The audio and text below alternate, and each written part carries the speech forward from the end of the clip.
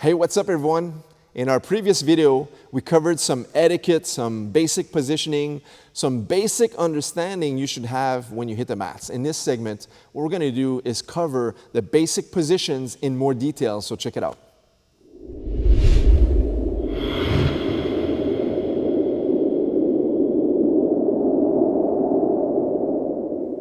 All right, so let's start with this. Let's start with the side control position, okay?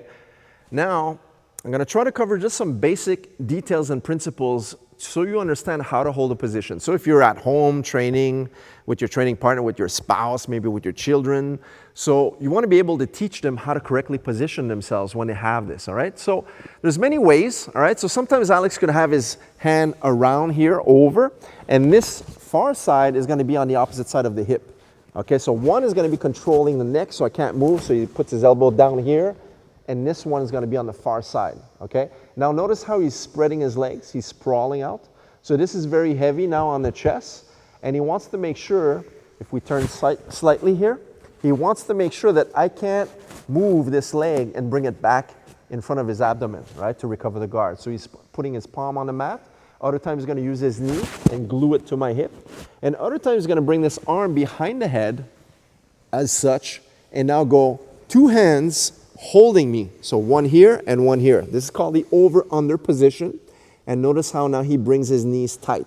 When you use this type of side control, you wanna make sure one knee is high where the armpit is, and the bottom knee is glued where the hip is, right here as such. So now it makes it difficult for me to start moving from the bottom position, and he has me pinned in what we refer to as the side control. Now from the side control position, notice how Alex is gonna just switch his base. This is called a sit out.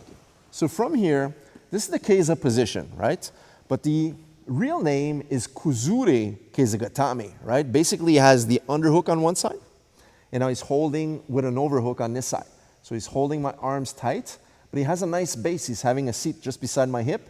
He's got one leg all the way through, and the other one is posted on the mat so he can stabilize, right? Here, he can easily switch back to the side control position. And now we have another position where he can go for the knee on belly. From here, he's gonna post up and hold here. Now, when you hold the knee on belly, notice here, one shin is across my stomach. Now you could choose to hold at the waist and hold behind the collar as such. This is a good position, and it keeps him steady onto me. Now sometimes you can hold the pants here to stop me from bridging by bringing the leg up in the air, and hold the arm. See, just pulls behind the tricep, and now it adds a ton of pressure, and it's hard for me to move away. This leg here is just like an outrigger. It's just posted out, and it's gonna be very dynamic, and it's gonna be following if I start to move, but you wanna keep it spread out and also at about the same height or the same line as my shoulder. This is referred to as the knee on belly. Now if we switch the position into the mount this time, now notice when he has the mount position, he brings both legs across the body. Once he has both knees on top, this is the mount position. Now, sometimes the legs are gonna be here at the waist, and his hands are gonna be posted just above my eye level, right? Other times it's gonna be sitting up because he's gonna be starting to attack some submission holes. Other times he might even bring the knees into the armpit and have a higher mount position as such, right? He wants to flare the elbows out. And now sometimes from here, he might even turn to the side and use what we call the technical mount. On a technical mount, basically, he's just having one knee up, okay? So notice how the foot, right, his heel is snug against where my belt is, and the opposite knee just behind is at the same height as my neck, right? So kind of, I'm stuck and I'm boxed in here, so it's hard for me to move in this direction, and it's also hard for me to move back onto the ground with the shoulder. So now he has me in what we refer to as the technical mount position.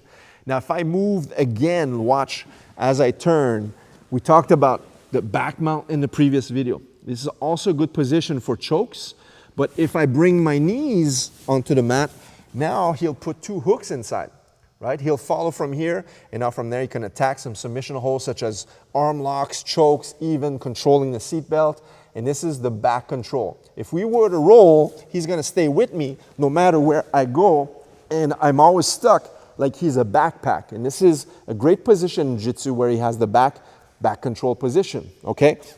So Some of these basic positions are super important to understand if you're starting out, especially for someone who's just training at home, because you want to be able to teach your child how to position themselves correctly, not just say get into the mount. You want to be able to teach them a few tips and details of how to actually hold a position so they have a good stable position and they won't just get brushed right off if they have to use that in self-defense. Now lastly, there's one more position that I want to cover. There's many other positions such as the guard positions, but just for top positions is the transition from side control into Keza or even the north-south. So sometimes you'll see this as well. As Alex moves to the top, he's going to switch and go all above my head, right? So as he moves here, he's going to stay tight. Now, for the purpose of the tutorial, so you guys can hear me on camera, he's going to give me a little bit of space so I can speak, but in reality, he's putting a lot of pressure onto my body, all right? So just from here, in the north-south position, what Alex wants to do in the north-south position is control the arms. Also, sometimes he's going to be going and controlling my belt if he got over from here. Other times, he might even spread his knees, or at least one of his knees, to sprawl to add even more pressure so that way it's difficult for me to move from underneath. All right, so the north-south position is also a very effective position in Jiu-Jitsu where we use a lot of techniques from there. So this is another position you should know.